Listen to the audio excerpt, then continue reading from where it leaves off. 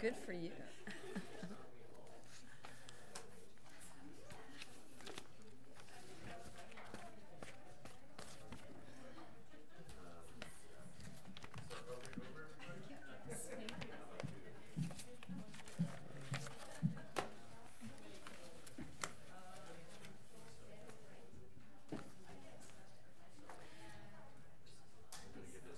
Arlene, who's the gentleman in the purple tie?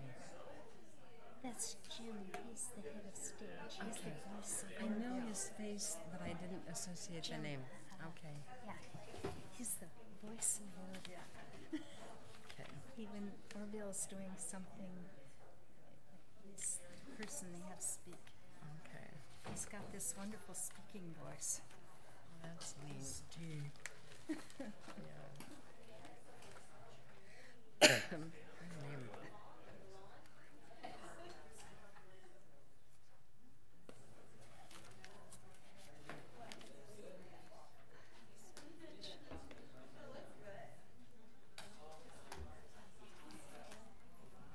Oh, thank you. My other one was similar, but I had dropped it so many times and cracked all the corners. And so I finally thought I better get another one before I crack my phone. Yeah. I do too. It's very calm. Yeah.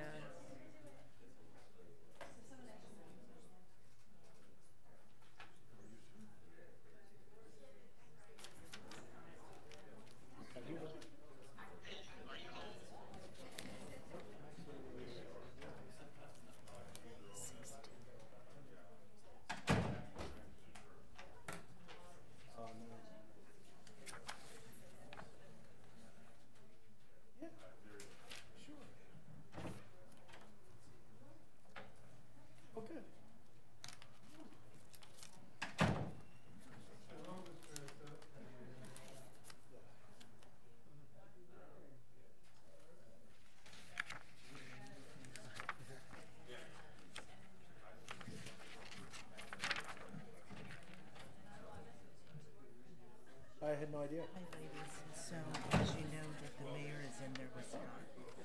Okay, but Scott, He mentioned to me. yes, he did. He did to me as well. Yeah, it's okay. It's fine. Here. How do I put that paper?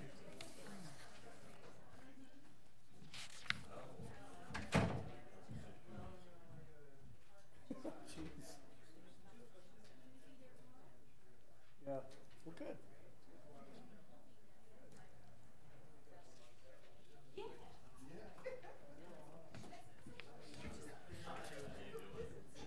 Oh yeah, no, I got a council meeting tonight. But I'll call John. I'll call John later tonight. And talk to him.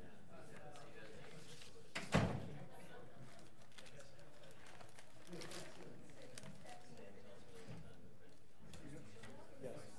Yes. Okay. You're probably due for a new one. Let me look and I can give you a recommendation. I haven't looked at what they've got out there, and let me look and see what they've got out there. Okay.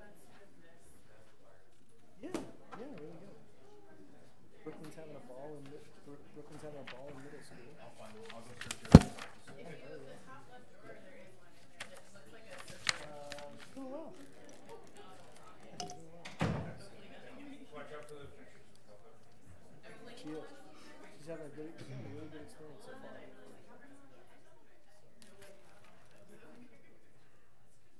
Yes. Yes, she did. Yep, she did. So.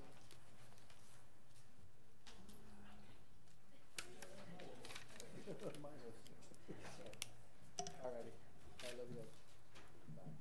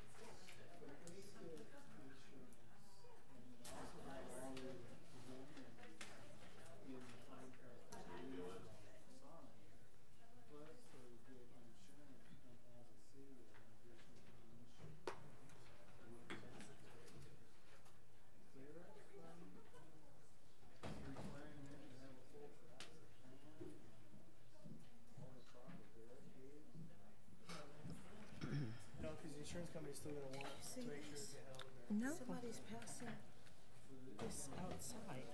I didn't see it. No. Who gave you that? Let me see. Where did you get it? Marlene, passing this outside. Oh my goodness. Oh my goodness. These are mug shots from the police lineup, too. Oh my God. But in the long run, it's kind of you can loosen the sign for $200 in advance. Save Oh dear. That last one is, we can probably get the hit and get it back to the line. Get it back over. this one is 2012. Keep the community if that's ever possible. It is not possible. I've come to that conclusion. This is 2014. My goodness.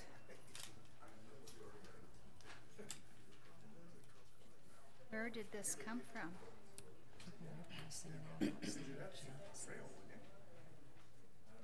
Was it 6 foot or 5 meters? Oh, it's 8 foot wide. Use a new one. Okay, yeah, 8 foot.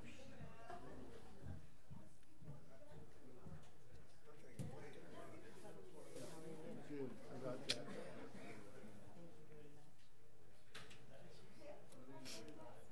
Article that's been.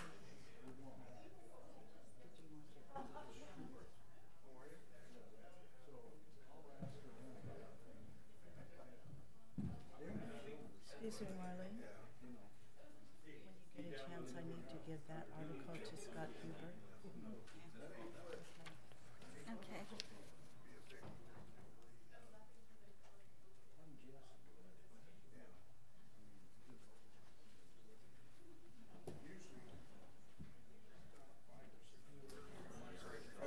No, actually, I've been handing them out outside. Oh. And so, when I was going over there to ask you,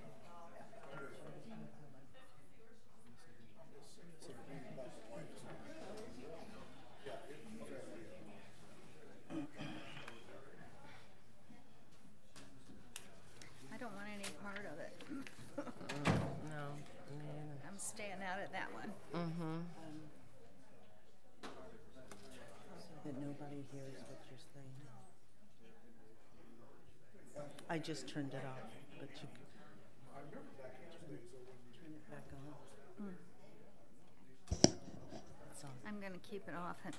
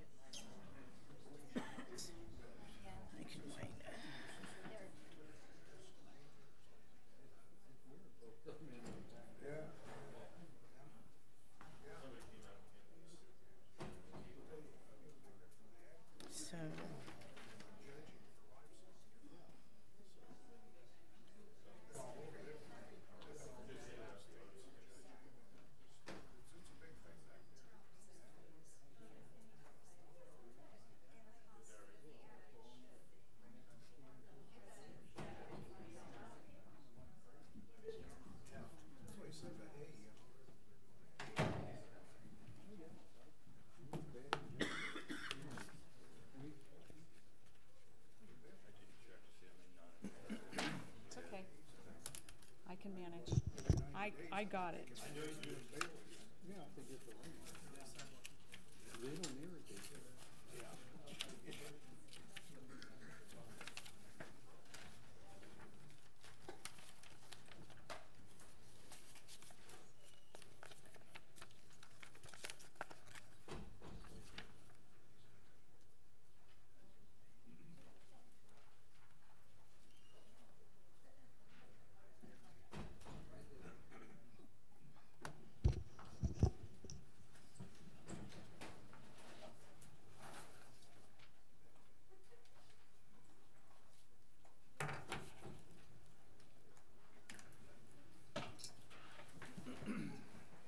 Alrighty, we can start now.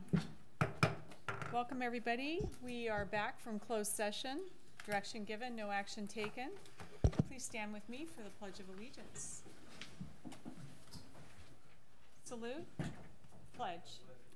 I pledge allegiance to the flag of the United States of America and to the republic for which it stands, one nation, under God, indivisible, with liberty and justice for all. Thank you all for coming this evening. We don't have any proclamations or presentations this evening, is that correct?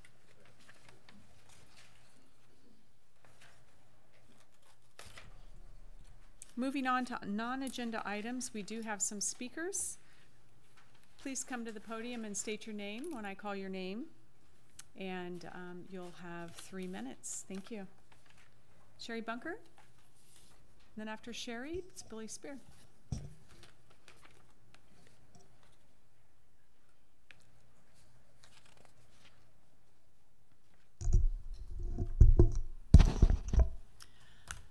Good evening, Council. My name is Sherry Bunker. I wasn't going to do this, but I've been told that these things are being said, and I disagree with them immensely.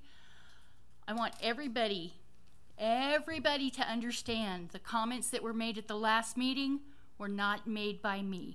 Thank you. Thank you. Billy Spear. Thank you. And Doug Dirks after. City Council, I gonna pray again, but I do have some concerns and about our last City Council meeting and these new little blue cards. I've been reading the Brown Act, and you don't even actually have to give your name, but there was some incidents. I filled out a blue card, handed it, and he said, well, it's too late. They wound up letting me speak, but I could still sense on a few different items which will come up about a attack against our First Amendment rights. And it's real important to encourage the public to speak, and to not, everybody's voice is important, and everybody has a right. That's why we have City Council meeting. And the non-agenda topics is where the public's supposed to be able to be heard. So Father, I thank you for our City Council and for their ears being open and their eyes seeing. Thank you for our city who gives their time to come down here and speak. Thank you for our country and our First Amendment rights to speak, and to religion, and that we can come here and pray. We can come and speak our mind and make our complaints known. We can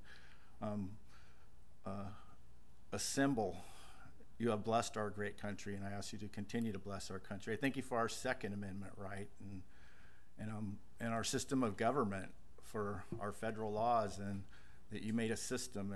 And Lord, we just pray that our city would work together, and that it wouldn't be one side against the other, that we'd be a community facing the problems that, as a community, there are so many.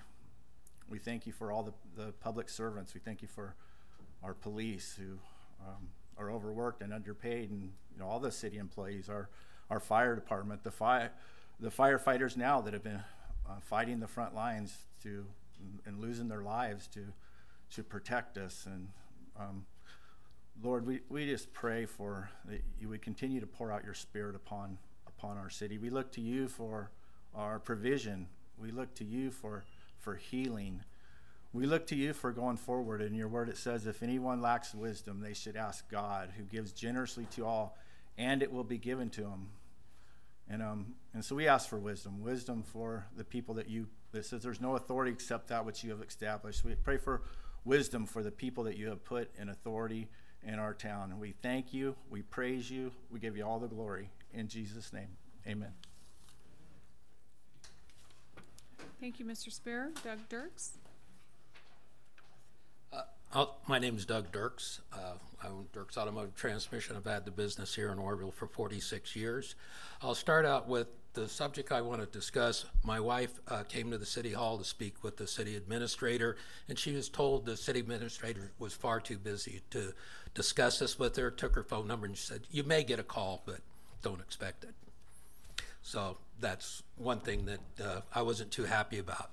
But the issue is we have a tremendous homeless issue, especially on the levee area. And I feel they're part of the community. They should follow the community rules. I don't see them being cited for any of the things. There's no camping allowed on the levee, which they're camping. I don't know where your thesis goes. They go. I know where some of it goes. It goes into my basement because they're dumping it down my air vents. So I believe also we have their dogs. They don't follow the rules with dogs. They aren't vaccinated or licensed. The dog should be picked up, taken in, and they should go in, pay for a license, and have the dog vaccinated. My wife has been bitten by one of the unvaccinated dogs. So my point is we need to cite these people, put them through the system, just like I'm responsible for all the things that I do in my business. You know, I pay license fees. I have to take care of my waste. These people take care of nothing, use and abuse our system. They need to be held accountable.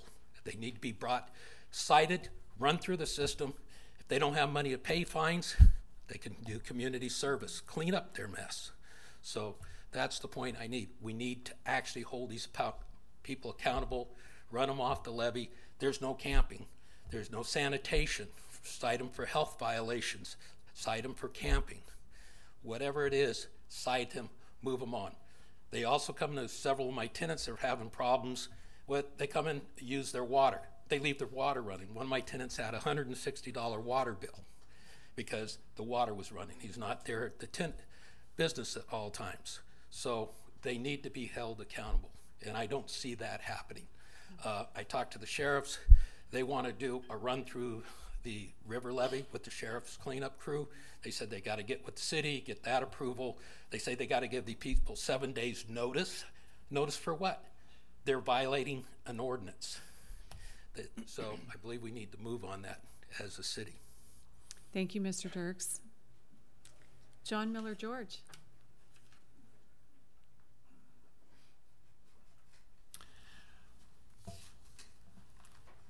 I have a presentation that I was going to give you guys last time, but you guys looked like it was going to be a long meeting, so I held off.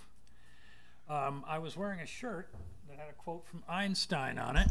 The shirt said, quote, "Imagination is more important than knowledge." It was a quote in 1929 in the Saturday Evening Post, and I have documentation that he actually said it. So why would a genius say that imagination is more important than knowledge? Because you have to have new ideas and new thinking. You know, nobody said, hey, we got to protect the buggy whip makers from the automobile manufacturers. But now we want to see these people trying to protect the internal combustion engine automobile makers from the electric car makers. And then there's people that want to protect the fossil fuel utilities from solar and wind. Interestingly, Green Mountain Power, which is a Vermont utility, said, hey, we'll put 500 Tesla Powerwalls in our customers. And they saved $500,000 in 1 week. Okay, I'm not talking about pennies. Okay, I've been wanting to bring this to the council's attention, and I was really galvanized by the fact that the county came in with their, well, we favor fossil fuels thing, and the Chico newspaper reported that they were talking about giving customers 2 to 4% cuts in their utility bill. Okay, versus free. Okay, it's time for us to start thinking about the future here in Oroville. Bring it on. Okay, be brave. There's two kinds of imagination, utopia and dystopia. Okay, the gentleman that was just up here is talking about his dystopian situation. Homeless people, okay? A utopian situation would mean, hey, we're going to clean that up and give those people a place to live that's decent with all the money we save. Renewable energy creates jobs that pay better than average. Jobs that pay better than average. And this is something I didn't know, it saves water. We use more fresh water to cool off steam generating plants than we drink. Okay, so much for 3 minutes. Anyway, the last thing I'd like to say is, I'd like to have the council authorize. 3 minutes is up. I'm sorry. Well, they told me to ask for something at the end of my presentation, and basically what I want is to have some kind of working group formed so I can start saving this city some goddamn money. Thank you, Mr. George. Lorraine Christensen?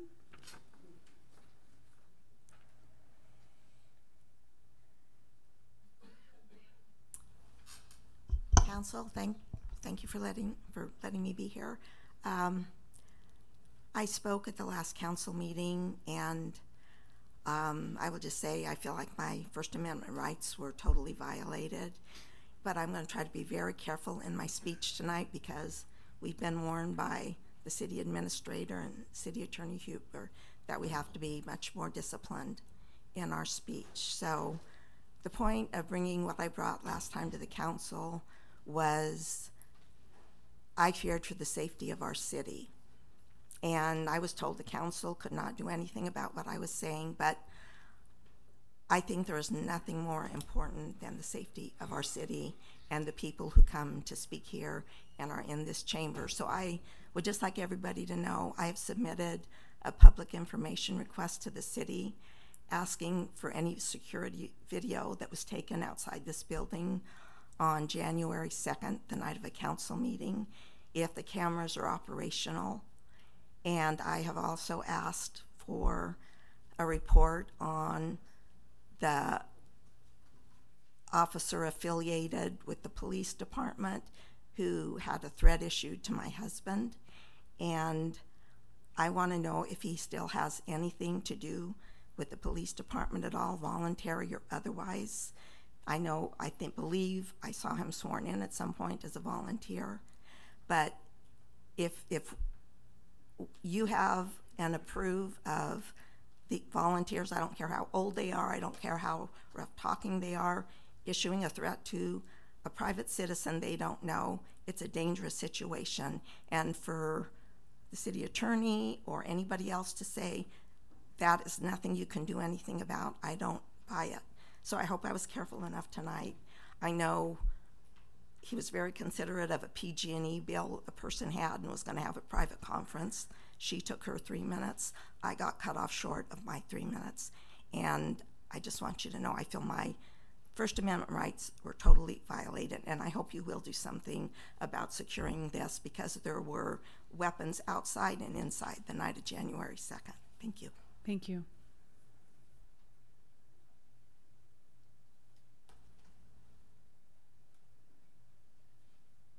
Is there anybody else that wishes to speak on a non-agenda item this evening?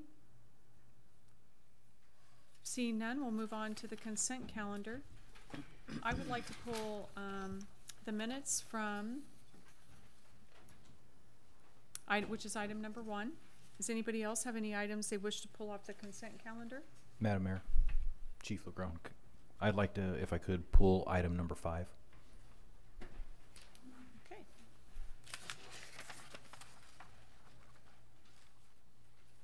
Anything else?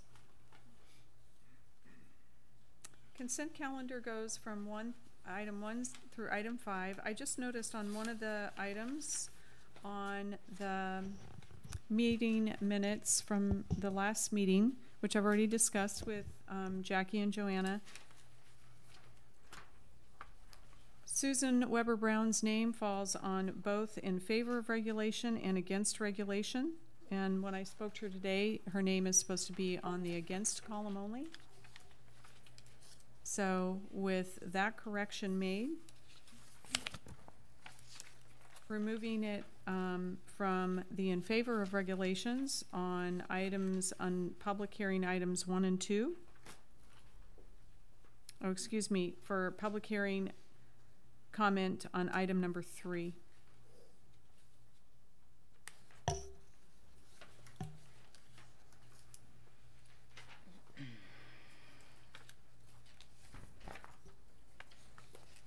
And that was that.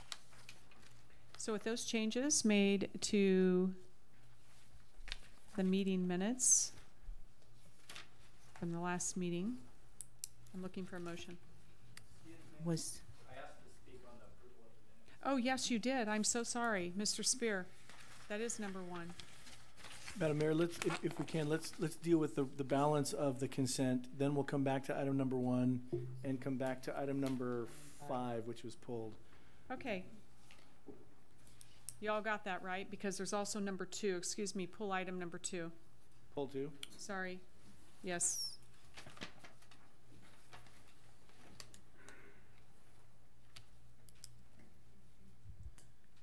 So items number 1, 2, and 5 are pulled from the consent calendar.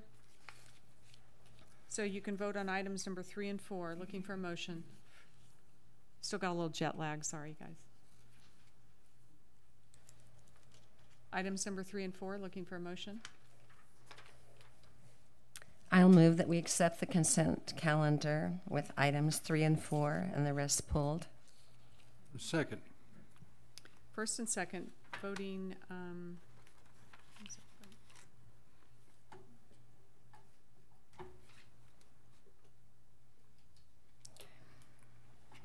all votes are in. Well, all votes are in. Does anybody wish to change their vote?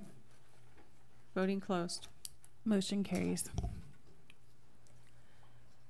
Thank you. Going back to item number 1, with those changes to the minutes for the last meeting. Looking for a motion. Oh, excuse me, Mr. Spear. I thought he wanted to speak on 2. Item number 1 and 2. And 2. Okay. Excuse me. I don't know how to turn it on. Oh, what'd you do?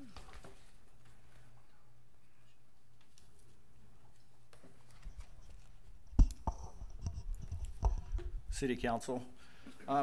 Yeah, I have a few comments on the public communication, the non-agenda items. On page 12 of 157, right before I spoke, Eric Smith spoke, and his name ain't on here. It doesn't say that he spoke at all. It should be added to the calendar.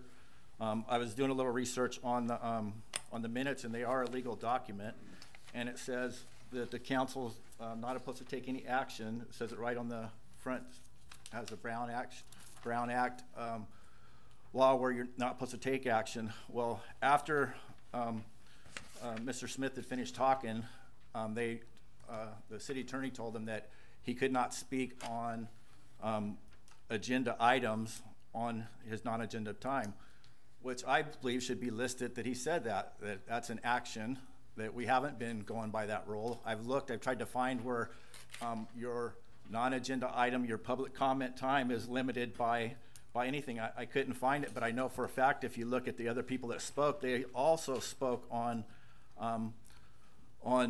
cannabis, and nobody else was told that they couldn't speak in. So I would ask that Eric's name be added, and that the city attorney said that he could not speak on agenda items. Also, when Lorena Christensen spoke.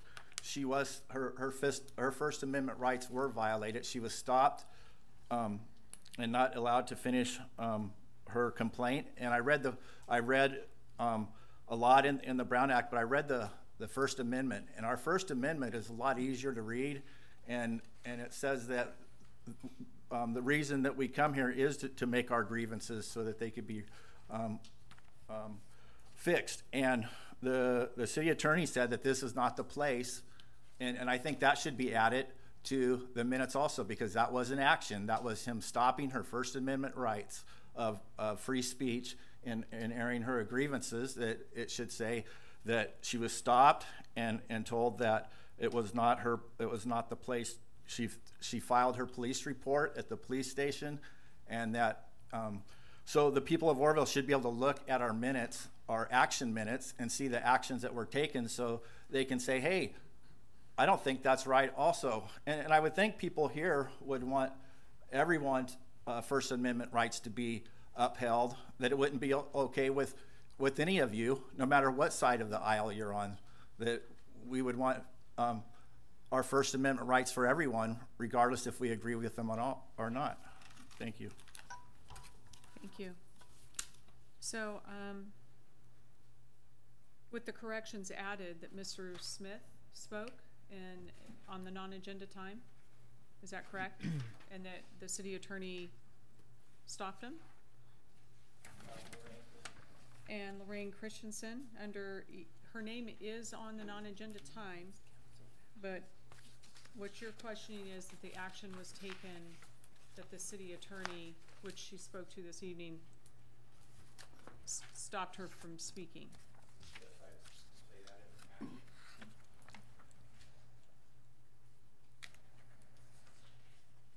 Madam Mayor, if I might. Actions are action taken by council, not actions of individuals. And the fact that again, they're your minutes. So, and by yours, I mean collectively, they're your minutes as a council. So they can reflect whatever you want them to reflect. I have many public agencies that literally do nothing but list the items and list the action that council took. They list the individual speakers, but they don't list what speakers said, whether it's in favor or against. They just list who spoke. In today's day and age with video technology, and with the city recording these and broadcasting them, if someone wants to know what was said, they can go to the video easily and get it. They can come to City Hall and review it. If you want to continue to add more and more to these, at some point, you might as well have a court reporter here transcribing every word that's said, and then those becomes your minutes. But then it's really not minutes, it's really a written record of what occurred at the meeting. The minutes are to show the action that was taken. And while I'll tell you my bias on this, my bias is these are really a holdover from the days when we didn't have audio recording and video recording. Nobody has thought to get rid of minutes themselves. Minutes were intended to record what happened at a meeting when there was no other mechanism to record them. We now have plenty of mechanisms to record them. I mean, individuals have their own phones that they can use to record what happened at a meeting. So for simplification for staff, my recommendation would be to include the actions that the council takes and not every single detail of the meeting. Again, you can do with that what you will. You can ignore my comment because it is simply just my opinion on that. And I'll always tell you as a city attorney, whether it's my opinion or my legal opinion, this is just my opinion. It's easier for staff to just do the minutes in a simplified fashion and then have the videotape available for anyone that wants to know what was said. And frankly, it's on the internet. So anybody can go find it without having to come to the city.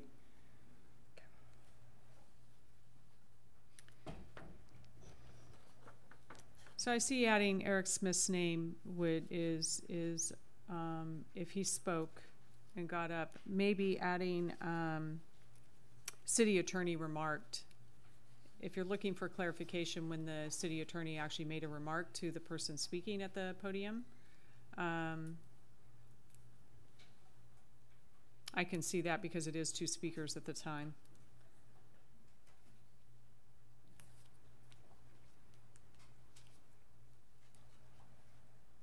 So under Lorraine Christensen, city attorney remarked, I would add that, and add Eric Smith's name with city attorney remarked.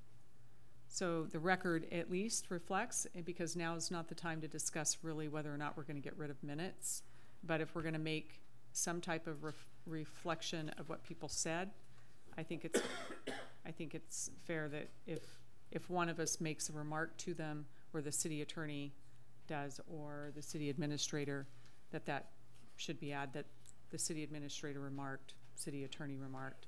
Therefore, it's a clarification that a remark was also made during that speaker's time. Is that sufficient? Okay. I would like those added, along with the correction of Sue Weber Brown. Any other corrections or comments for the minutes? Looking for a motion.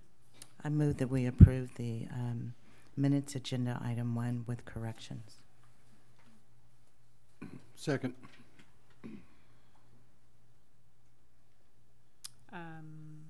Yes, the minutes. We do have a speaker on item number 2.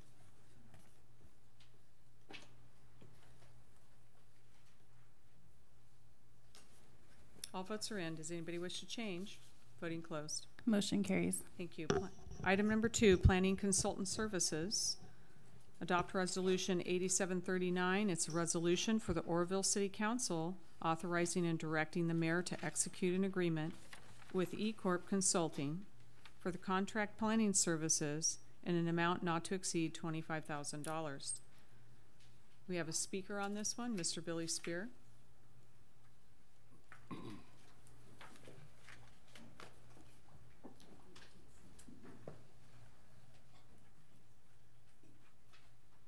Thank you, City Council. You know, I'm trying to learn. There's a lot to learn, a lot to read. But you know, in our last meeting, we have city planners, and you know, I know they're overworked, and I was just thinking, you know, how come our city planners can't do this work? And I thought, well, maybe they're trying to push through the pot thing before election, and you know, I would recommend just slowing down. If we can do the work ourselves, let our planners do the work.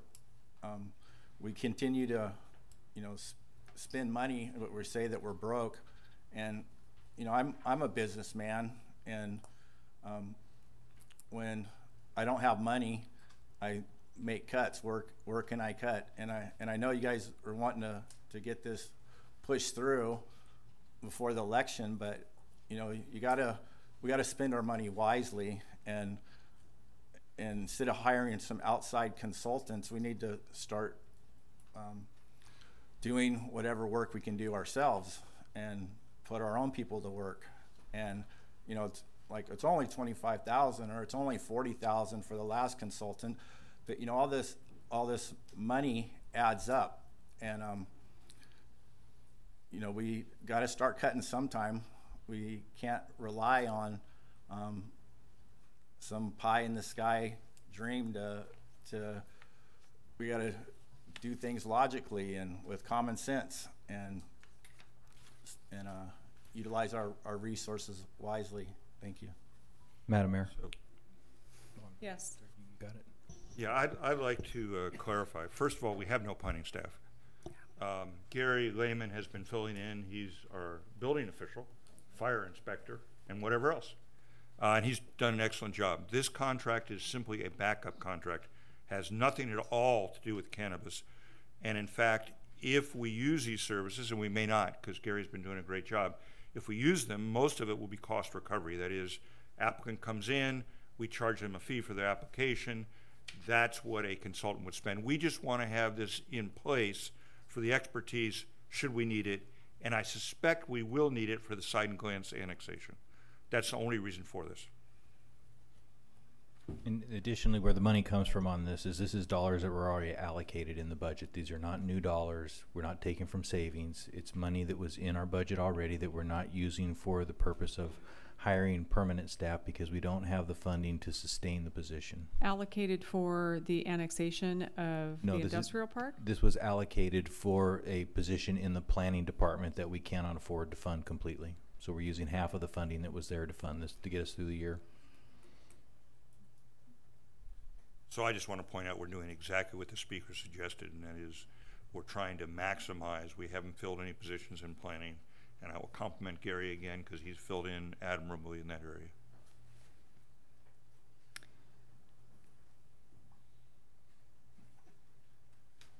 Well, I will say that Mr. Spear was right. This is for the cannabis park, so.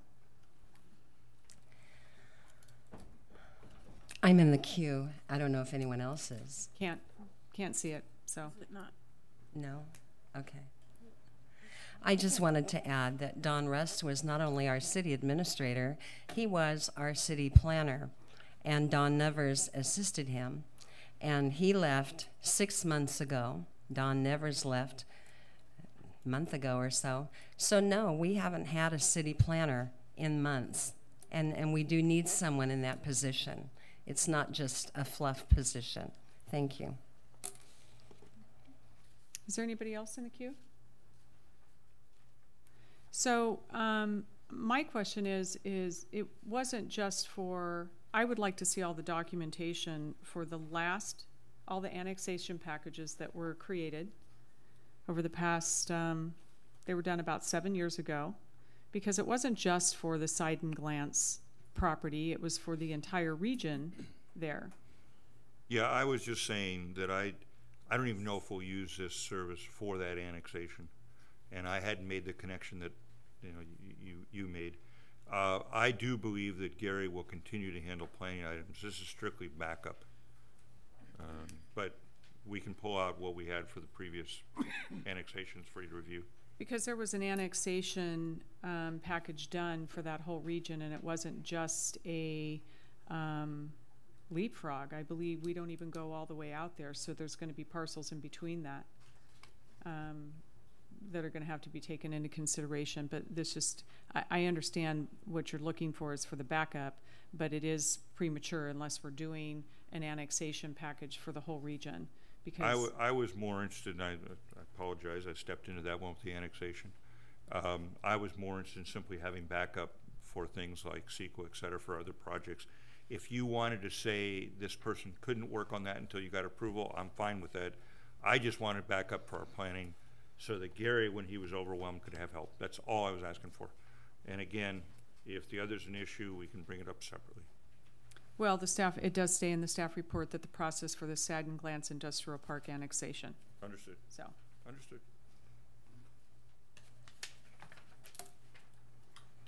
Any other questions or comments?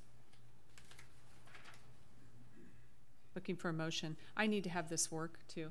I move that we approve item 2, planning consultant services. I'll second that. You want to put the vote up first, please? Who made the motion on that? Ms. Draper. I was gonna say, 'cause You I made the did not motion and I seconded it. Right. Yeah, okay.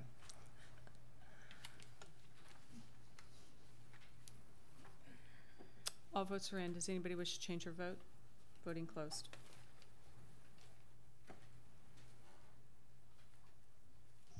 Motion carries. Moving on to item number 5,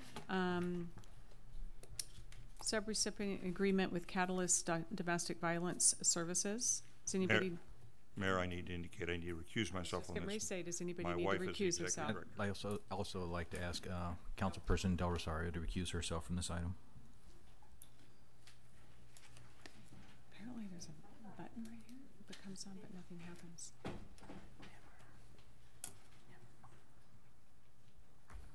You can come up here.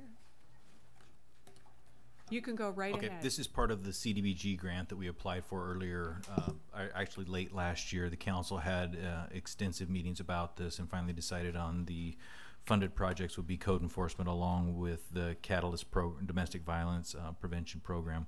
This is going to provide counselors in the Oroville area, the office, and overhead We have received that grant. We're awarded that. This is simply the contract between the city and Catalyst. Okay. So this is the money we've already agreed on out of the successor agency, Correct. is what you're saying? No, this is out of the CDBG grant that you applied for late last year.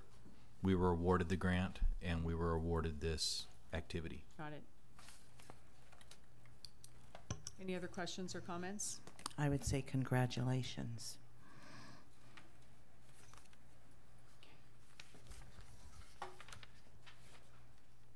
Looking for a motion.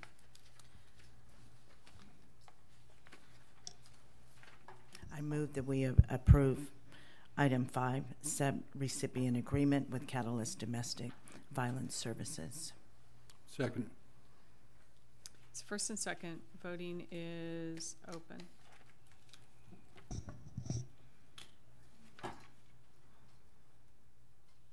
All votes are in. Does anybody wish to change their vote? Voting closed. Madam Mayor, if I Motion could. carries. I'm sorry. If I could, Madam Mayor, before we move ahead, I'd like to also pull item number 7. This was placed on the agenda in error by staff. It shouldn't have been on here. So it's a pull for a later date or just? It's eliminated from the agenda. It Okay. was not intended to be on this agenda. Got it. So we're going to be done earlier than I thought. Moving on to public hearings, there are none. Item number 6, which is under regular business, review of property list for the use of excess bonds proceeds. This will be interesting, so everybody listen up. We do have a speaker on this. Mr. Jim Mall is going to be speaking after Mr. Legrone gives his presentation. Well, I'll get IT to fix it. Can you pull up the PowerPoint? He took it please? off. 7. Okay. Oh, you got it. So What this item is before the council is just a review of some work that's been done previously. In 2016, the council met numerous times. Hold on just a minute. We'll wait. Okay. It's okay, I'm still looking for mine too. Does it start with the blue sheet? Or just before the blue sheet?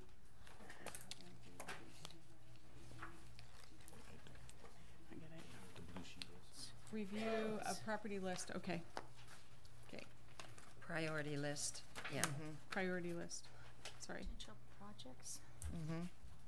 Okay, All right, this is just going over or revisiting the issue to make sure that this council that currently seats is good with the projects that are on the list and to get permission to proceed forward with those. The problem that we ran into is over the course of several years that we've had this money that we got from residual bond proceeds that have came back into the city.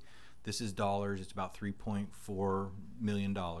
It can only be spent on certain projects. It can't be spent for anything as far as like hiring employees, things like that. It has to be for infrastructure projects, for things that are dedicated to the downtown area, to public-private partnerships, things to enhance business, to remove blight, to make it the business environment more attractive to those that live here and from the outside.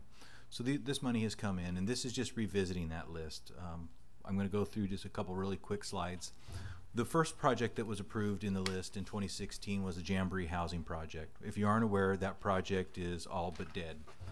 The reason why we're currently at that spot with that is that the Jamboree Housing Project property, to purchase it would have cost about $765,000 is what the appraisal came in at. We only have $400,000 to purchase that property. One of the things in the city's housing element that we're required to do is provide affordable housing. There's a need for affordable housing in this community, and we are required to do it. That's why this project was on there. What I'm suggesting with this is just a site map of what it was, and just for a remembrance of where we were at that time. What I'm suggesting that we do is we continue with that project.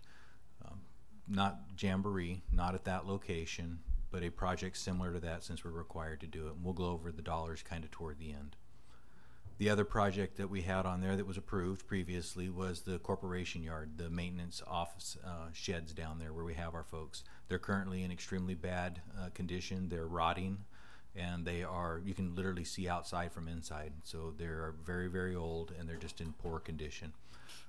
This is a rendering of what was provided in 2016. It shows the old building, which would be to your right, to my left, the audience's left, and what would on the right would show is where the new footprint would be. It would make that building much larger and expand the area and eliminate the old buildings that are behind this so that we can move everybody into one facility.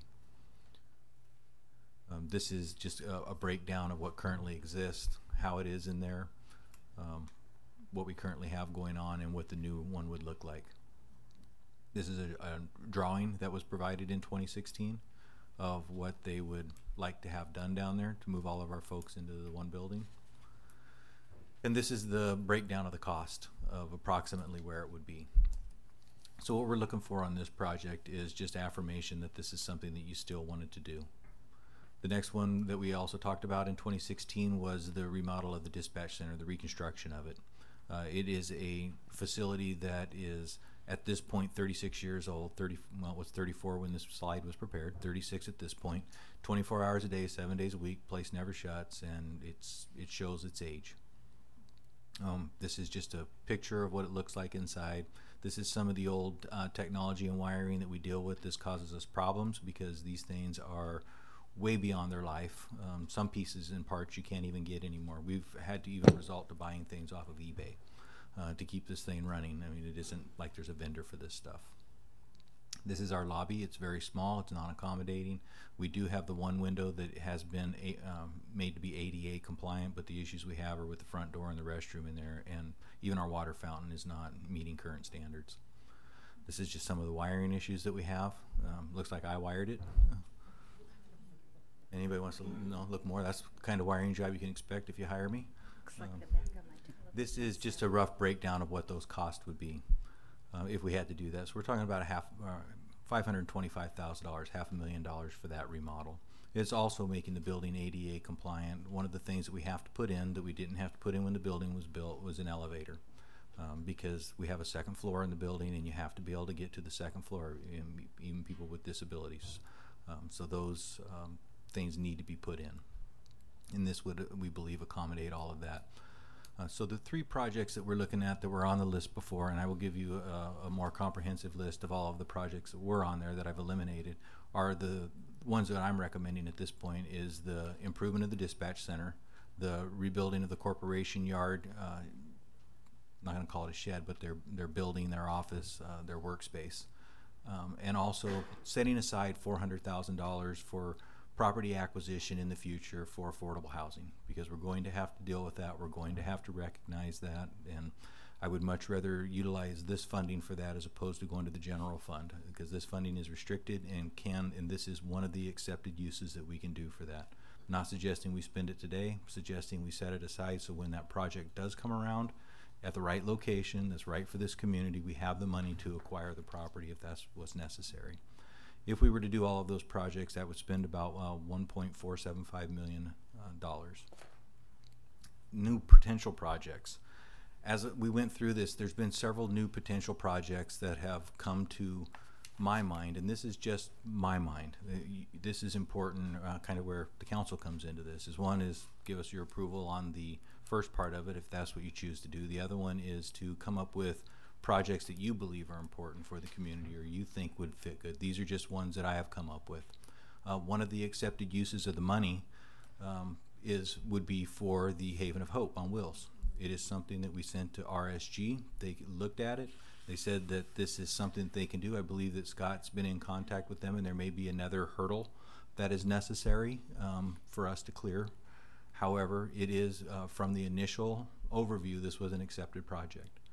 The other project that I'm recommending is the community blight projects. We need to start looking at how are we going to address blighted properties in and around the city. I would be suggesting out of the community blight projects that we break this up into a 3, 3, and 3 situation where we do $50,000 for 2 different resource centers. One would be the Hope Center, one would be the new resource centers coming along, and $50,000 for actual dumpsters, dump trucks, dump fees, things like that, because that's one of the main things that we're really missing when it comes to code enforcement and cleanup is we can get all sorts of grants for people to point out what's wrong, but we never can land a grant, or they just don't exist to pay for the cleanup of the property. Now, I have 20,000 people that reside in this community with me.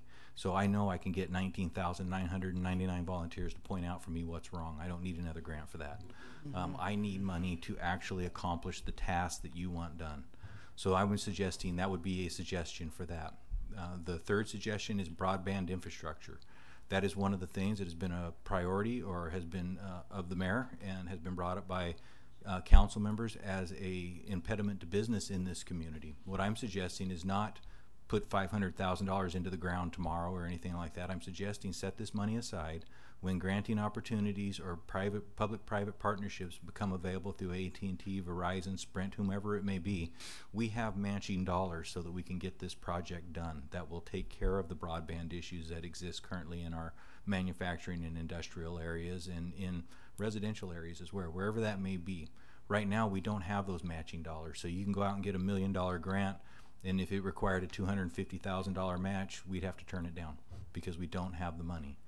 This is something that we could set aside. It's not suggesting spending the money tomorrow or anything like that. It's suggesting set it aside, dedicate it for that into the future, and as the future comes along, as those opportunities exist, we start looking at using that money for that.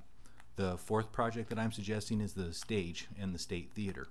What I'm suggesting with this is, you have to go with me a little bit on this. I'm suggesting that we take, give you a little bit of history. Right now, currently with the State Theater, it costs the city approximately $75,000 a year that we make in, whether it be a financial contribution toward electrical, gas, water, alarm systems, maintenance, whatever it is that the city does. We spend about $75,000 a year on that facility.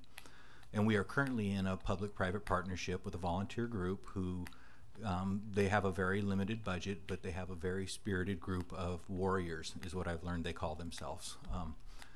So they are down there and they are dedicating themselves to the preservation of that facility and the operation of that facility. So what I'm suggesting that we do, and they would like to at some point be the owners of that facility. Currently the city is. The city for years tried to run it themselves and we just couldn't do it. It didn't make sense for us to do that. We just don't have the money to do that any longer. What I'm suggesting that we do is we take $750,000, we put it in a separate line item in our budget. Each year for the next 10 years, we draw $75,000 out of that $750,000, so we no longer have to expend general fund dollars to pay for the operation of the State Theater. We put that $75,000 back into our general fund, pay the expenses of stage, and it takes the burden off of the general fund for running the State Theater for the next 10 years. At the end of the 10 years, what I would suggest that we do, and this is an issue for probably future Bill if he's still here, but I would suggest that we look toward what have we done over the last 10 years, what has been the volunteer contribution, what has been stage's input into the facility, and if it makes sense at that time, through the agreement that we have now, we transfer the facility to stage. Economic sustainability is a significant issue for this group, and we have to help them get to a point where they can sustain the facility. So I have a question for you. Yes, ma'am. In regards to the stage and the transfer of ownership, we have a facade grant out right now where we can't transfer until that obligation is met, correct? Correct. And that's in the amount of $5 million? I believe it's around $5 million, and the deal that we entered into was probably 10 years ago or more, where we received a grant for a facade upgrade on the building. We are obligated through the grant documents and covenants that we maintain some sort of ownership in that building. I believe it was 25 years, is that correct, Scott? I actually tried to look for the documents today and couldn't find them. So there is a time period, and I'd be surprised if it was less than 20 years. But I've got to look. I can't tell you for certain. I think that sounds right to me, but I need to look. I need to find the documents to. But I believe if we get this far down the road into this, where we have 10 years already under our belt, we put 10 more years in funding the facility this way through these restricted dollars that can't be used for other things, that this will get us to a point where we could negotiate and be in a very strong negotiating point with the people that gave us the original grant to probably forgive that grant and to allow the transfer, because we're talking about a 501c3. They're a volunteer group. They're not for profit. And this is an important part of our downtown economy. It's also an important part of our city.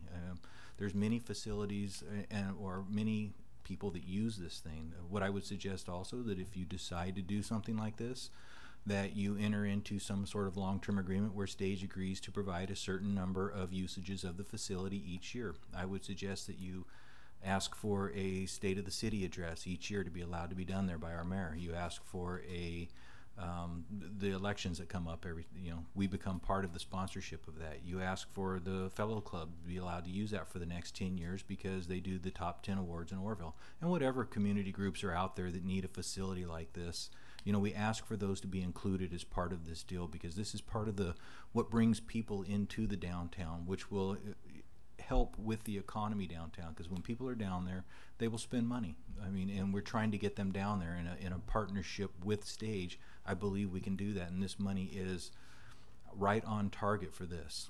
So what I'm suggesting with these 4 projects would run us about another $1.5 million, $1,550,000. So to get further into the numbers, right now we currently have an available funding source of about $3,477,577. If we approve, the prior approved projects are $1,475,000. The potential projects I suggested are $1,550,000, which brings you to a total of $3,025,000. That would leave you a reserve in there that is not dedicated, not obligated to anything, of $452,577.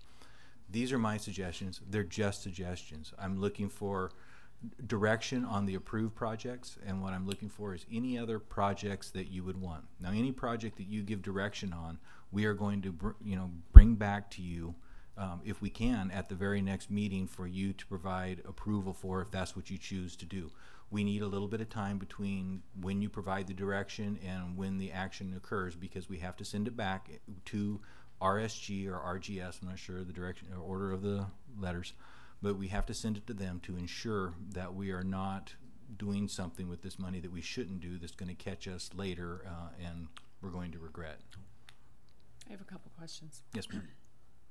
So with that said, I'll ask that question about the $750,000 to the Stage. Have you done any inquiries at all on that money, and can it be used for that? It meets all of the criteria laid out in there, as it's in the downtown area. It's a public-private partnership, and it stimulates the downtown economy. Right. So the next comment that I would make to that, because I've been involved in this negotiation for quite a few years, one of the reasons that it got turned over to Stage originally is because the city couldn't afford to do it anymore, and it was close to just closing it down.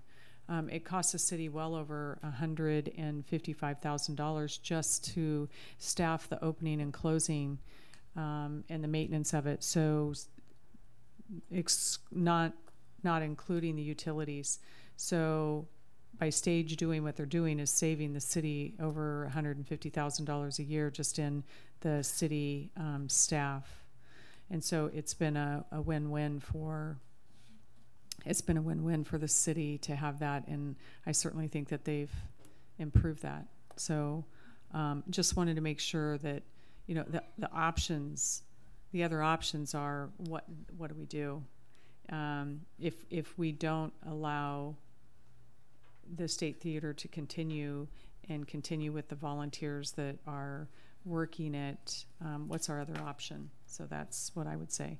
The other thing is, if you go back to the broadband, I've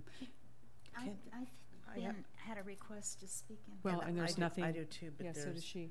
And I'm not done. So, going back to the broadband, I'm wondering if that's actually going to be enough. I know there's new grants. The CPUC has actually reorganized some grants, and specifically because of Oroville and some of the issues that we've had here over time. So $500,000 is definitely a nice figure, but I know after speaking with Comcast and after attending that AT&T meeting today, that if we put maybe just a little bit more, we could probably be used as the poster child, hopefully, for some of that. But other than that, I think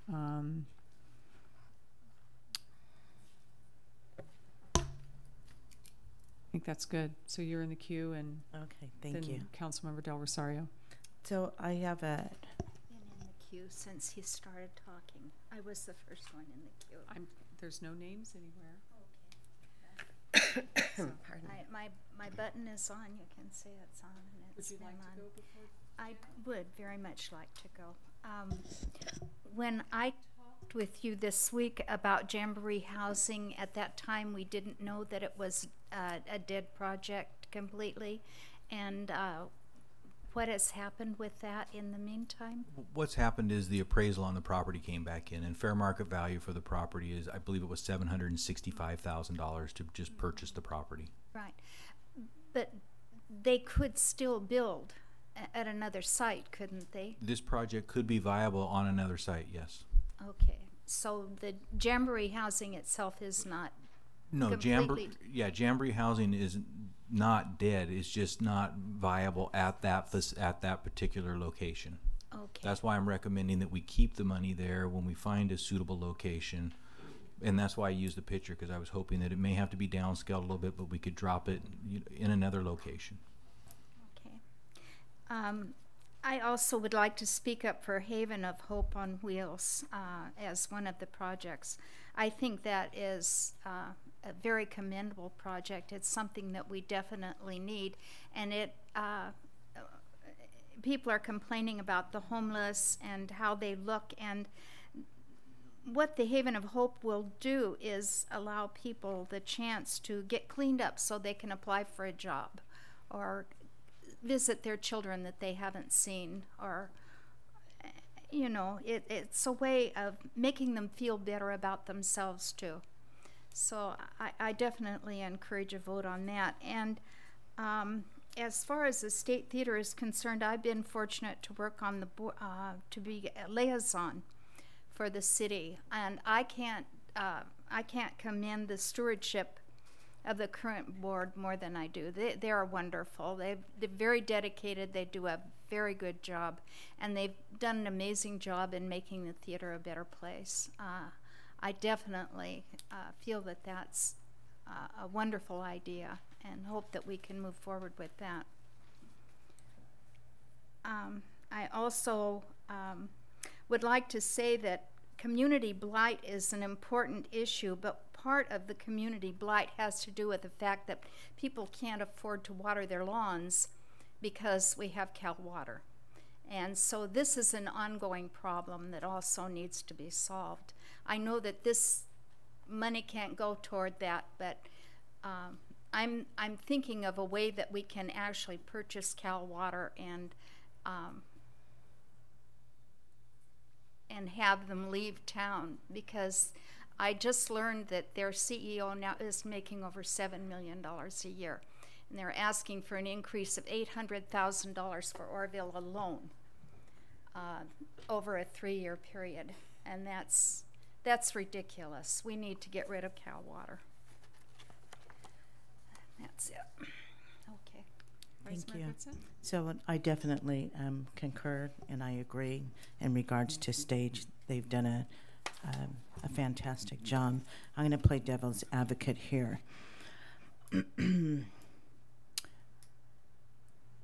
The question is Stage going to be able to sustain the operations and maintenance? And in the event that there is a transfer of ownership, in the event that the Stage disbands, could there be a clause, a reversion clause that states in the event that Stage disbands that the State Theater would revert back to the city? I believe that could be included in the agreement as part of the negotiation. Thank you. And I also am in agreement with the Haven of Hope on Wheels project in conjunction with the community blight projects. This is needful. Like let me just reiterate, we've kicked that can down the road multiple times in regards to addressing the homeless and the blight conditions in our town, and we need to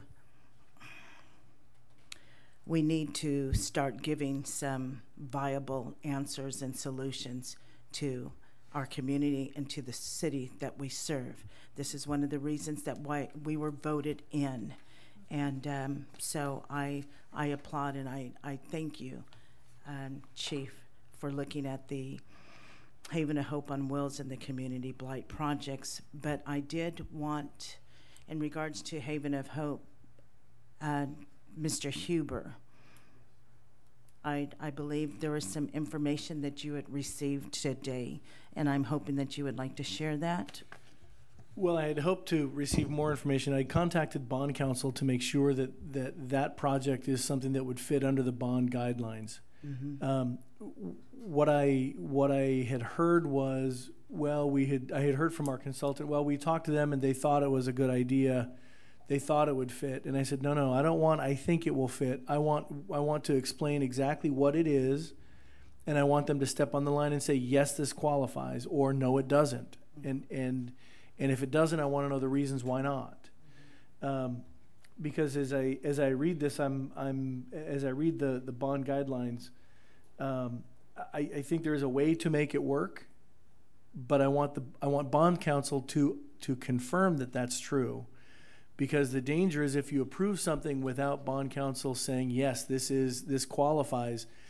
In the event that someone down the road says, well, it really didn't qualify, and now you have to disgorge those funds and give that and replenish that money, mm-hmm. I want to look to bond counsel and say, you told us it was okay, so bond counsel, get out your checkbook. Mm-hmm. You're the ones that have to replenish this money. And all of these projects will be sent to bond counsel prior to bringing them back for your final approval. We're not going to lead you down that rabbit hole. We will take that out, work with them, so that what we're looking for today is any new projects that you would like to see added to the list, or direction on the ones that are there, and then we will bring all of that back. We will work with bond counsel and bring you a package that is, we'll either come back and tell you, no, absolutely we can't do that, or we'll bring you back a package that will deliver what your desire is. I'm in the queue, Janet. I don't know if it's registering. It's not. There's okay. nothing. All right. I don't know if someone's ahead of me. Art or Jack? Okay. All right. I have a question for Mr. Lando about the broadband. How many businesses and how many people does that really affect? We don't know. In fact, we had a meeting today, as the mayor referred to, and we actually directly asked that question. We said, can we see a map of the city? Who has service? What type of service? And honestly, they told us no, but then they offered to meet with us separately, so we immediately sent an email to them saying we would like to set up that meeting right away. That seems to me to be the obvious question. I don't know anything about broadband, but to me, what you're asking is obvious. We ought to know it, and then we ought to know what the deficit is. So we're trying to find that out. Okay, thank you. And my other comment is I also am very much in favor of the Haven of Hope on Wheels. And they are doing this in the Bay Area. They're doing it in Los Angeles. In fact, in LA, they have just increased the number of these mobile units that are servicing the people there.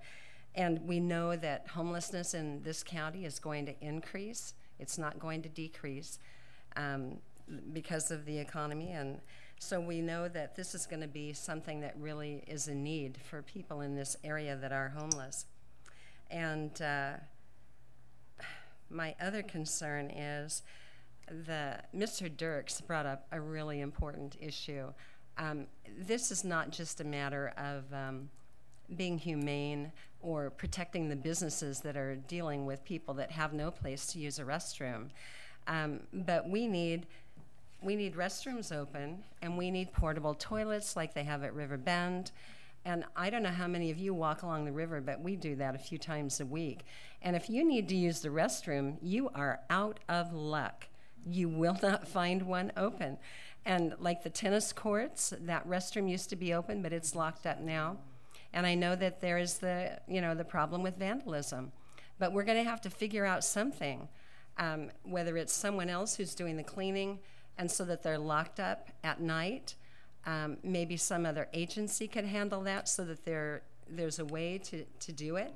But with hepatitis A on the increase and business owners having to deal with people using the restroom on their business premises, this is a huge problem, much more significant to me than broadband, although I think that's a nice thing, don't get me wrong.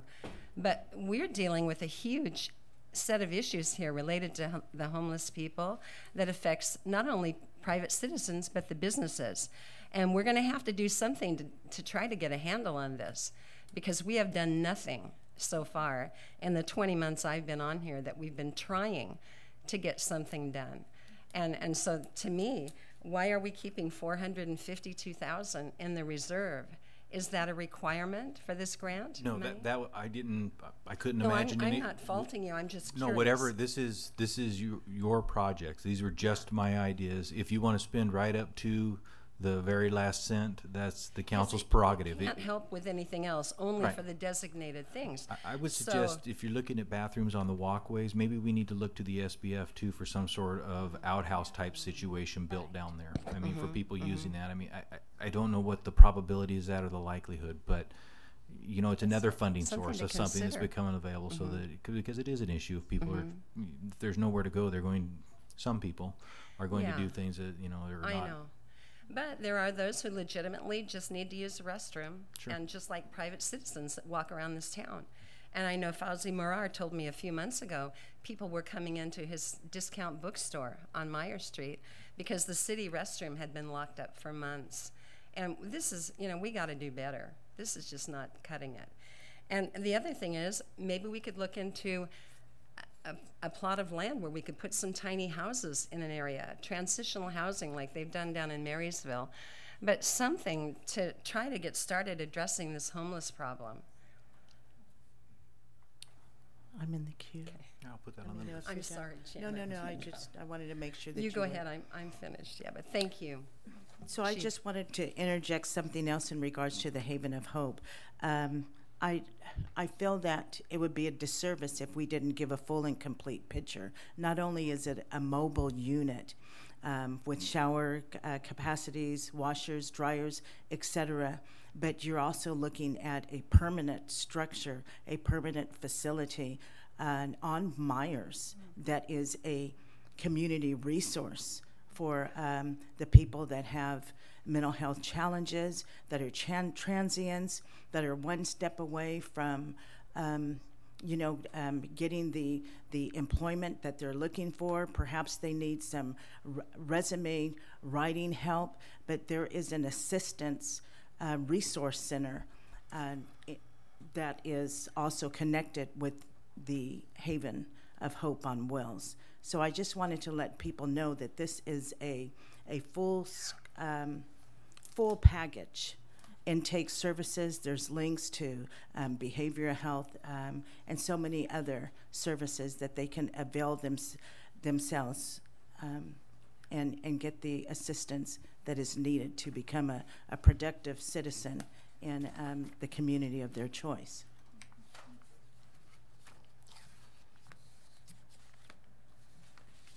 If I could at this time, there's a couple people from a couple of these projects that I have asked to be here tonight, and just to briefly tell you of their need and what, not to talk a lot about their projects or anything like that, but I know Jim Mall was one of them, so I told him he didn't want to be here all night, so he said he would limit himself. Mr. Oroville? The voice, not the face. Thank you very much, Mayor Dahlmeyer and members of the council. Thank you also for the very nice comments that you made about the State Theater. We do have a group of warriors that have certainly jumped in and been a part of the renovation of the theater, an ongoing effort. As you know, the theater celebrated its 90th anniversary this year. And I think in addition to the great success we've seen from our volunteers and from our fundraising efforts, it comes in no small part from the partnership we've had with the city of Oroville. I have my board, members of my board here tonight. I'd like to introduce Joyce Townsend, Amanda Wentz, Please stand up. Please stand up. Eric Johansson, and Stan Hall.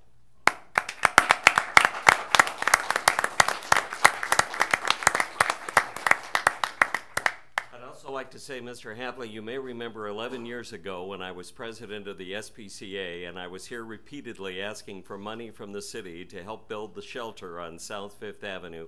You gave me a piece of advice which I followed until tonight. You said the last time we came in with a little bit of a cost overrun, you said, Jim Mall, you're a nice guy. I like you. I love the SPCA. Don't come back for any more money for the SPCA.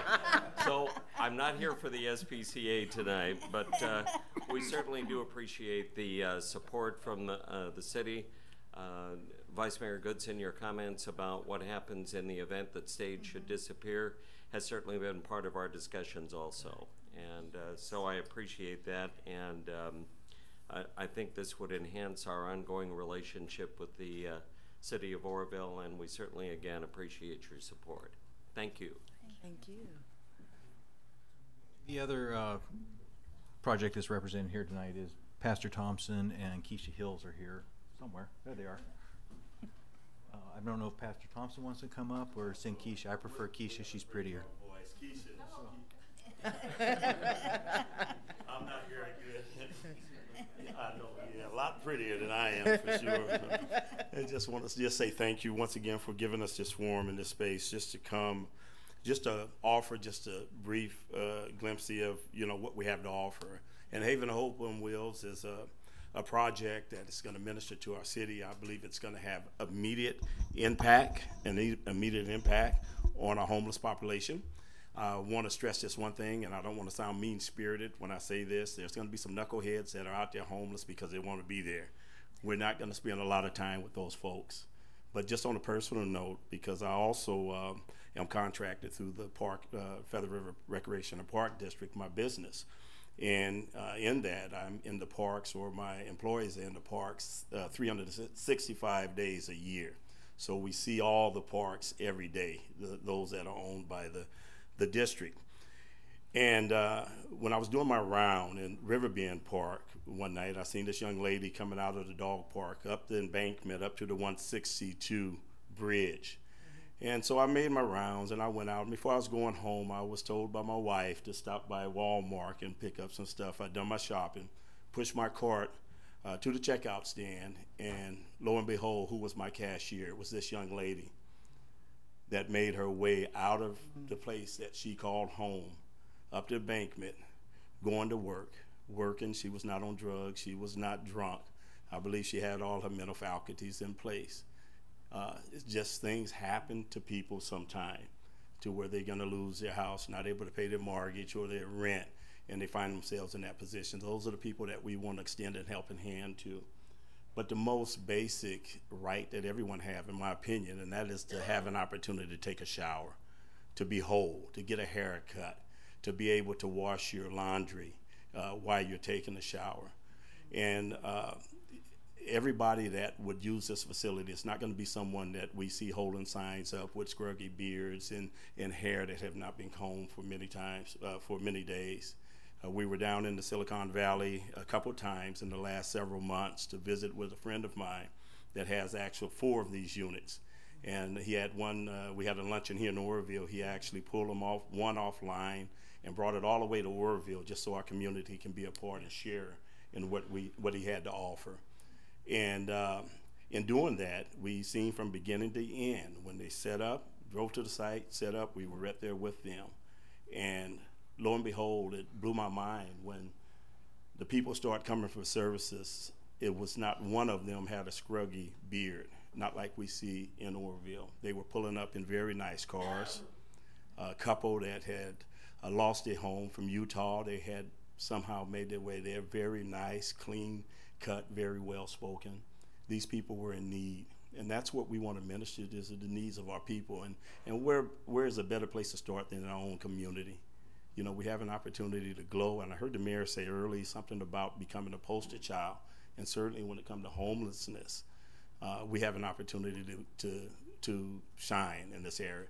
The trailer that we're in truck, it'll be a 1-ton crew cab truck, flatbed truck that will be pulling this apparatus, and it will be outfitted with 4 toilets, 4 showers, 4 sinks, 4 electrical outlets to blow dry your hair, 4 stackable washers and dryers.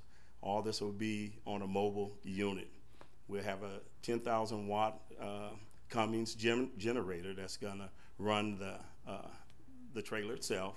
So while people are showering, they'll be able to wash their clothes.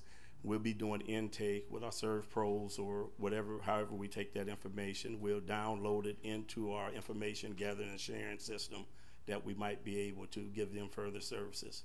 You also, I think Ms. Goodson mentioned that we also purchased the old Roberts drugstore next to Pig's Liquor. That's a 4,000 square foot building. I'm just thankful that we were able to purchase it. And so we're going to open that as up as a resource center. We're doing the work in there now to prepare it. So hopefully in the next 4 weeks, we'll have that open and offering services. So we just want to thank you for just giving us an opportunity. And those that don't know, a little over 2 years ago, the Butte County Board of Supervisors awarded the Oroville Southside Community Center, this 30,000 square foot building up on the hill, into our nonprofit to manage that building. And when we took it over, it was in a deep red state. But now we've turned it completely around and we're doing very well. You know, no impact fees are coming from their general funds. It's operating just well, and it's a great service to the community. But because we have anchor tenants there, we can't offer the services that we would with homeless people. Some of them might have ankle monitors that would hinder them from being close to the E-Center Early Head Start children. So this is why it's very important. We want to let you know I shared the Southside Center with you because I want to let you know that we're going to be good stewards over what you entrust us with. You entrust us with the finances. Just as we turn that thing around, we're going to make sure that this thing is going to, it's going to benefit our community. And certainly we want to make you all blush and smile, when the wheels start turning. So we just tip our hat to you today and just say thank you. And we're hoping that you all just feel what we feel. We feel a great need. We're ready to do all the heavy lifting. And if there's any questions, I'll be more than glad to try and answer. Thank you. Thank you. Thank you very much. Thank you. Is there anybody else in the queue? Can't see any names. Nobody? In the queue. I had a question for Chief. Chief LeGrone, the fire station that was a potential project a couple of years ago, is that still viable? It's not viable through this funding, I don't believe. We have a sole source of money for that. We have about almost $500,000 in there. That project is still moving forward. We're going to do it in phases, and as the money becomes available, we're going to do that. We're going to begin constructions probably within the next 6 months on that facility in a phased process of doing that. Cool. Thank you.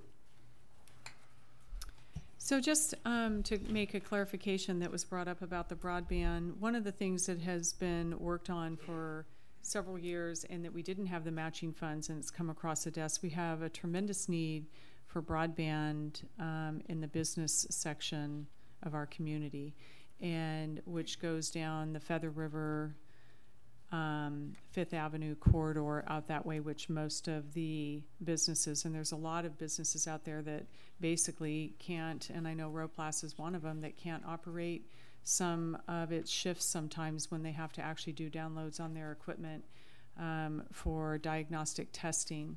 And so the broadband that we had looked into with Comcast or AT&T, they couldn't provide it at the time because we didn't have the matching funds. We couldn't come up with certain amount of money. Some of the grants are changing, but we still have to have the opportunity to have some matching funds available if it comes our way. So that was one of the areas, one of the biggest areas that I think that they came up with the need, because that area employs a lot of people and they have poor service there. So anyway, that was one of them. So, and if they can improve the broadband, you can hire more people and do more services, and everything is really moving towards the higher speed. And I know Eric could probably speak to that if he chose to, but my suggestion is merely around if the opportunity provides itself. Right. This could be something, tomorrow there could be a whole new technology they inform us all about that broadband no longer is relevant. Well, and if that happens, then great, we'll come up with another project. I mean, but if it isn't and it does remain around, then when those opportunities afford themselves, we have to be able to be ready to strike. So we're suggesting just at this point, setting money aside, not necessarily spending it. Well, and even the downtown area, because when we spoke about this several years ago, one of the biggest issues that we had is during the rainy season, even the catalyst phones go out. Anastasia, called me about it. The telephones go out when it rains. And how can you have a domestic violence center and the telephones go out when it rains? I'll lose my radios in dispatch. And our because own, vaults so flood. the significance of broadband in our community is important. We need our infrastructure upgraded. And for us to have matching funds to do it without trying to beg the companies to come patch it together on a rainy day is important. So I have a question. Are we talking about broadband or are we talking about dropping fiber optic? What? It's all the upgrades. Yeah, I think we're not talking about actually providing we're talking about the wire or whatever it is that they put into the ground, the actual cabling itself. Right. Infrastructure. Okay.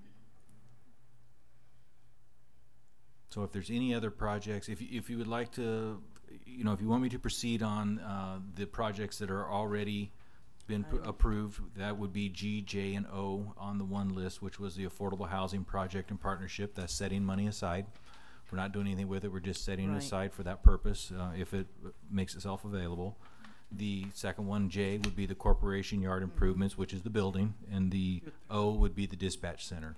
I'm certainly in favor of those three. I mean, you've been discussing that for the past 2 to 3 years. All three are essential. So I'm just going to weigh in. I'm certainly in agreement. And I am too. I got 3. I'm in agreement. There is another project that I would very much like to see, and that is a swimming pool. I suggested that Nelson Avenue the pool there be refurbished, and the Chief LeGrand said to me, why not put a pool in an area that's closer to the children, in South Oroville or somewhere more centralized, because Nelson School is so far away, and kids have to walk usually to get to the pool. So. Well, if there's a discussion of an aquatic park, and I'm not really sure where they're talking about landing that at this point, but if that, even if that were to happen and it's on this side of town, it makes it very difficult for people to get there with their children. So I think that, something on the other side of town, now whether we do that at a park or we do that at the Southside Community Center or we put it somewhere into that area of town, it will allow people, younger people in the summer to walk there. My understanding that this money was also it was supposed to be dedicated to infrastructure projects. It's not just infrastructure, it's dedicated to projects.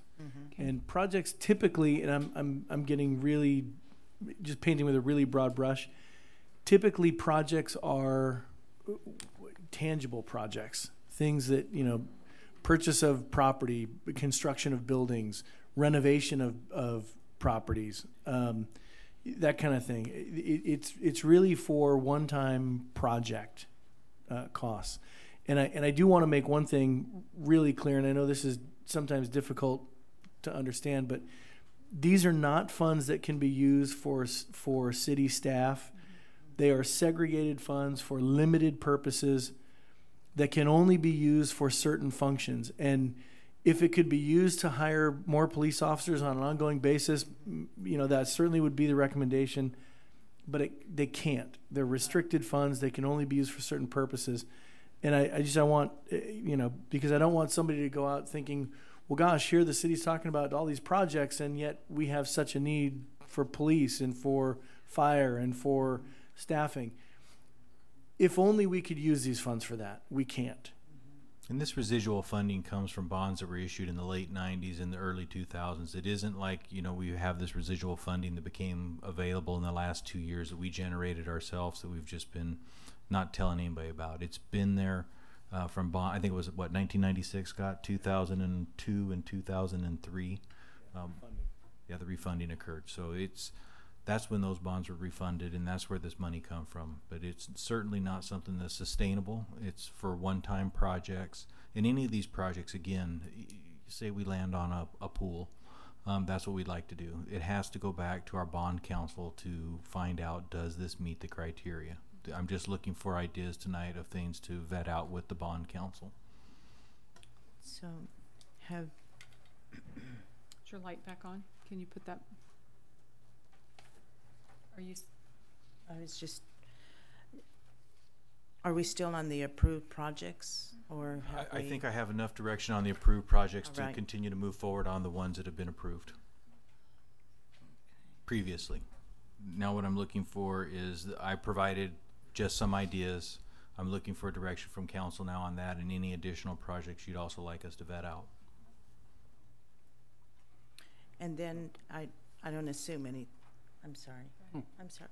I don't assume anything. So, and let's say in the event, hypothetically, that we all are in agreement with the potential new projects. Is this something that you will bring back that has Yes. been researched and vetted, breakdowns, etc.? Correct. These will all be brought back with a complete breakdown of the cost, and it'll also be brought back with some sort of correspondence with our bond council telling us that this is an approved project and we're okay on this. So it can be brought back in a timely fashion. Sure. Next city council meeting, we're hoping that the bonds proceeds committee will weigh in by then. Our goal would be is that if we get direction on these, that we can put together a package, get it to our bond council, and get that back so we can bring it on the 4th. But that would be our goal. And if it isn't, we'll let you know why. Thank you. Mayor, I was just going to ask, and I don't remember if you have any speaker cards. Because if you do, it'd be appropriate to do that now. Ms. Chris had come in to do a non-agenda item. Okay. So. Thank you. Sorry for the interruption. Just wanted to make sure we covered that. I just have a quick question. So if we were to approve these 4, is it still possible to suggest something else? Sure. Like the restrooms and... There's still 450 Okay. or 477,000. There's still quite a pile of money sitting there. I didn't come up with any other projects that I thought of that could fit that criteria for that. So that's why I'm looking for what you would like to do. This is your vision of what you would like to see. So, like, if we were to email you some ideas, Sure. then that would be able to be included for people to consider here. Absolutely. Okay, thank you. In addition to these 4. Yes, with that other 452,000. I don't have a problem with any of these 4 potential uses. What do you think, the rest of you? I think they're wonderful projects. Yeah, I don't have a problem with them. I think they'd be great. Well, got my vote, even though we're not voting, but I'm in agreement.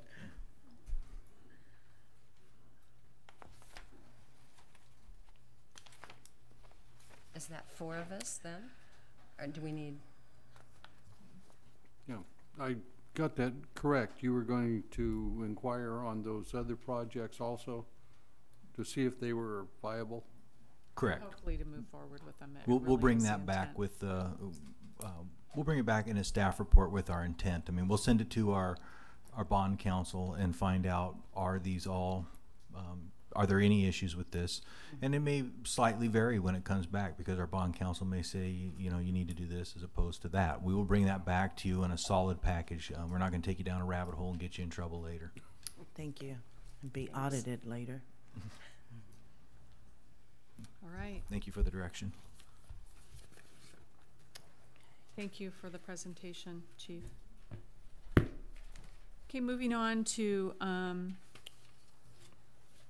reports. So, Ms. Kelly, I'm going to let you come up and speak on a non-agenda item, but we have moved the non-agenda to the beginning of the, but if, so, that's okay if you, come on up. And since I'm allowing it for 1, if there's anybody else that wants to speak on a non-agenda item, I'll let you come up before we adjourn the meeting. Thank you. Good evening, City Council. Thank you for giving me a brief moment. I was at home watching it all live, and then I'm like, I need to get here because I've been missing quite a bit of the meetings. But I want to thank you for a lot of the things that you're foreseeing that you can see that would be positive for our community. So thank you. I do have one concern. I have made several calls to the City Council to try to get a hold of somebody, because I would like to adopt Bedrock Park. And for this very reason, We have Riverbend Park that has been closed. And it's there, when it gets back, it's going to be wonderful. But we also have other parks in our community that are absolutely beautiful. And one of them that is a great big part of our history is Bedrock Park. And if you look back at the 1800s of what it used to look like, it was phenomenal, always full of families. But right now, because we have an ongoing homelessness issue that just keeps getting bigger and bigger. And I agree, some of them want to be helped, some of them don't. But that's not my concern right now. My concern is that we are now back to step one when it comes to the 10 people taking over the island. The drug use that's going on, the defecation that's taking place on our river, urination everywhere. Bedrock Park is part of Oroville. And I'm not just talking just Bedrock, but all of our parks that are part of our city of Oroville, the city that we're supposed to, we made promises to a lot of people that we were going to try to help build a tourism in our community. And I tell you, when somebody asks me that's from out of town about where to go, holy cow, folks, I can't talk about a beautiful place that they can go that they're not going to see a homeless person laying on the ground that's covered in urine. That is not representing Oroville. So please, somebody call me back because I want Bedrock Park. My nonprofit will alleviate some of the costs on the city because we can get volunteers, we can get agencies to come in there. And let's start working together. Please work with me to help bring that park the way it's supposed to be. You know what? We don't need to spend money on a swimming hole. Bedrock Park at one time used to be a beautiful swimming hole, but right now it's closed off from running fresh water. I'm sorry, but if you go down there, and okay, I want to apologize for my post when I invited the city council to come down and swim at Bedrock Park because it's really nasty. It is. It's only fit for dogs. But yet we have families that can't get to Nelson Avenue Pool. It's not just people of business and who own property that get to go out to enjoy all of these things outside of the downtown community. We need to focus on the people that also have a voice in this community. Bedrock Park is just the beginning of it. Let's get down there. Let's open up the waterway so that way it flushes that water so it's safe for kids to swim. Let's get out there and undercut. I'm sorry, we want to take care of the foliage, but please, someone get a hold of me so we can get this taken care of. I will contact you because there's actually some people that are wanting to do exactly what you're talking about. And we do have a representative from DWR today that has listened to what you're saying and possibly will help work on that Thank too. you so much, Linda. Okay. Thank you, Council. You're welcome. Thank you. Mayor, I would caution anyone, it's not so easy to just go in the river and start digging. And it's not so easy to go. That island is not ours. I mean, that is state responsibility. It's not. It does not belong to the state, because I already spoke to some police officers. No, we can't go whether it's out of our hands. It belongs to the state. I called the state. It does not belong to the state. It belongs to the Department of Fish and Game. Already in contact with them. As long as it's okay, we get the approval that they will help tell us what we can cut out of there. We can do it. Homeless people don't want to hang out where they can be seen. It's time for us to go in there and start taking back our parks. We will contact Fish and Game. Thank you. Along with DWR. We'll make this happen. Thank you. Okay, moving on to administration reports. Anybody? Anybody? Yes. Administration. Oh. Council members? Council members, go ahead. I attended the stage meeting. As I said earlier, I want to announce that, gosh, is that on now? On. Yeah. I want to announce that on November 9th, which coincides with Veterans Day, the State Theater is going to be playing one of their classic movies, and they're going to do The Bridge on the River Kwai. If you haven't seen it, it's an excellent movie with Alec Guinness and William Holden. The acting is very good in it, and it is in color.